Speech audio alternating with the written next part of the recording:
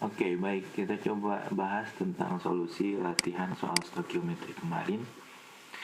Itu yang pertama adalah bromin memiliki dua isotop alami. Salah satunya bromin 79 memiliki massa sekian, kelimpahannya sekian. Berapa massa dan persen kelimpahan alami isotop lainnya? Nah, berarti ada dua isotop bromin 79 dan 81. Kamu yang ditanya adalah berapa massa bromin 81. Nah, karena kelimpahannya 100% totalnya, berarti 50,69 untuk persen untuk bromin 79. Berarti kalau bromin 81 tinggal 100 dikurangi 50,69%, yaitu 49,31%. Kemudian kamu bisa cari R dari BR di tabel periodik 79,904. Karena 1 SMA atau mass unit itu sama dengan 1 gram per mol, sehingga kamu bisa langsung dapat kalikan persentase dengan massa dari isotop-isotopnya. Dan di sini massa BR81 kamu bisa cari. Massa BR81 kamu bisa dapat 80,9200. Ya. Ini mudah sekali, tinggal perbandingan saja, di mana semua total massa atom itu adalah persentase dari massa atom masing-masing isotop. Kemudian yang kedua adalah persen kelimpahan alami antara isotop-isotop kalium adalah 0,012%. 0,012% ini maksudnya kelimpahan alami antara isotop-isotop, berarti kan sudah semuanya kelimpahannya itu totalnya 0,012% isotop-isotop yang ada dari 100 atom K. Jadi dari 100% atom K itu hanya 0,012% di alam. Jadi misalnya di alam itu ada isotop apa-apa, ternyata tidak 100%, hanya 0,012%. Gitu ya. Untuk isotop 40 kalium.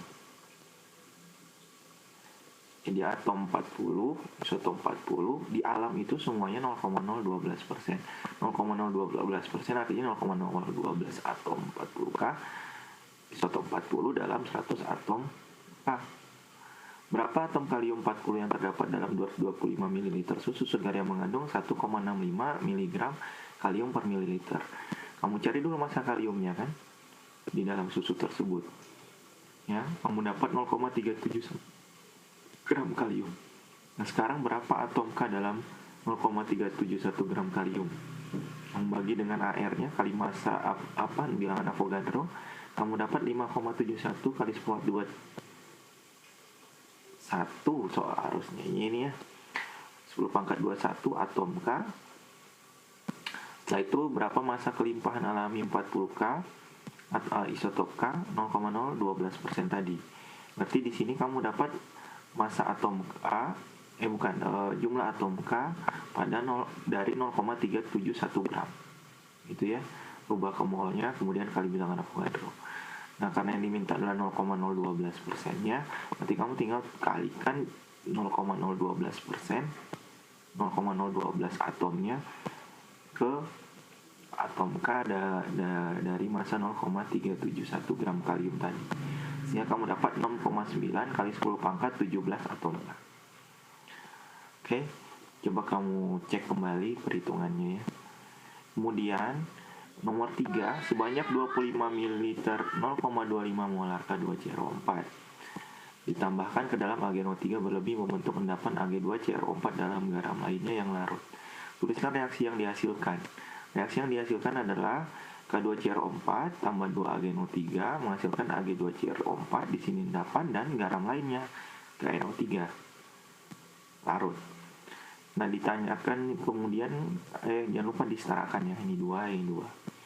Tuliskan reaksi ion bersihnya. Reaksi ion bersihnya berarti yang membentuk endapan Ag+ dan CrO4 2-. Kemudian berapa massa endapan yang dihasilkan? Kamu cari mol dari K2CrO4, kamu akan dapat mol dari Ag2CrO4, tinggal perbandingan karena mol Ag2CrO4 sama dengan mol K2CrO4. Jadi mol Ag2CrO4 sama dengan mol K2CrO4 karena dia mol molnya sama ya, koefisiennya sama, yaitu 6,25 kali square min 3. Massa Ag2CO4 tinggal kamu kalikan dengan MR-nya Ag2CO4, sehingga kamu dapat 2,07 gram Ag2CO4. Kemudian dapat persen hasil. Persen hasil itu adalah hasil nyata dibagi hasil teoritis kali 100%, 2,01 gram dibagi 2,07 gram, sehingga kamu dapat 97,10%. Kemudian untuk yang nomor 4, bila dipanaskan dengan asam sulfat sikloheksanol, dikonversi menjadi sikloheksana dan air. Jika persen hasil dari reaksi ini 83%, berapa massa sikloheksanol harus digunakan untuk mendapatkan 25 gram sikloheksana? Nah, di sini kamu dapat massa teoritis dulu kan, karena yang 25 gram sikloheksana adalah massa hasil nyata. Maaf ya kalau kedengaran ada anak-anak suara anak-anak. 25 gram sikloheksana dikali 100/83 berarti kamu dapat 30,12 gram sikloheksana yang dihasilkan. Mol sikloheksana itu 30,12 gram dibagi 82 gram per mol. Kamu dapat 0,367 mol. Kemudian kamu coba tulis dengan MBS-nya. Di sini kamu akan dapat mol teoritisnya kan, dari 0,367 dari C6H10 sebesar 0,367 mol. Karena pasti akan bereaksi sempurna, C6H11OH ini akan habis, sehingga kamu bisa tahu adalah mol C6H12H11OH adalah 0,367 mol juga.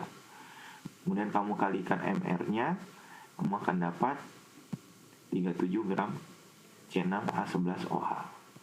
Itu adalah massa sikloheksanol yang harus digunakan untuk mendapatkan 25 gram sikloheksana dari ini massa hasil nyatanya ya. Nomor 5, misalnya ada soal sultas kawat ini tadi. Kalau yang nomor 4, nomor 3 ini adalah reaksi soal stoikiometri reaksi pengendapan metionik. Yang ini nomor 4 stoikiometri biasa gitu ya, cuman hitungnya mundur. Nah, nomor 5 itu stoikiometri reaksi redoks. Jadi kamu setarakan dulu reaksi redoks suasana asam atau suasana basa yang diminta. Di sini mintanya adalah suasana asam, berarti yang ada kelebihan atau kekurangan O-nya. Kalau ke suasana asam yang kelebihan O-nya ditambahkan H+, yang kekurangan O-nya ditambah H2O. Kalau yang ke suasana basa, kelebihan O-nya ditambah H2O, kekurangan O-nya ditambah OH- gitu ya. Jadi reduksi ini MnO4- tambah 8H+ menjadi Mn2+ dan 4H2O. Kalau Fe, kenapa dapat seperti ini? Ya kan sesuai dengan O-nya. O-nya di sini 4. Kemudian di sini 8. Elektronnya di sini 8 sama 1 plus 7 kan? Ini plus 2. Bagaimana bisa sama muatannya? Tambah 5 elektron. Kemudian Fe2+ menjadi Fe3+ kali 5 plus 5 elektron. Ini dikali 5, ini kali 1, kamu dapat reaksi yang setaranya seperti ini. Apa yang saya bilang kemarin waktu reaksi redoks, setelah kamu setarakan, kamu harus samakan muatannya. Kalau kanan kiri sama ya sama. Ini 10 tambah 8 kurang 1 plus 17 kan.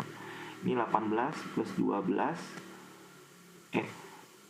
5 kali 3 15 tambah 2 17. Jadi sama-sama plus 17 totalnya. Kamu dapat mol Fe, massa Fe dibagi massa RFE, kamu dapat 0,0279 mol Fe. Mol Fe sama dengan mol KMnO4. Perbandingannya 5:1, sehingga kamu dapat mol MnO4 adalah 1/5 mol Fe. Oke, kemudian kamu dapat mol KMnO4. Jadi mol MnO4 itu kan sama juga dengan mol KMnO4 karena perbandingan koefisiennya 1:1 kalau KMnO4 diuraikan. Sehingga kamu dapat molaritas KMnO4 adalah dibagi dengan volumenya 0,02140 molar KMnO4. Kemudian yang B, kamu pakai MBS. Kenapa? Karena mol Fe ada mol MnO4-. Yang ditanya adalah berapa mol Mn2+. Berarti dari reaksi pembatas kamu dapat mol Mn2+. Kemudian yang ditanya lagi adalah arusnya berapa mol KMnO4 yang bersisa. Mol KMnO4 karena dia sebagai reaksi pembatas, mol KMnO4 habis bersisa. Atau habis, tidak bersisa artinya ya. Atau sama dengan 0. Oke, itu untuk pembahasan soal stoikiometri kemarin.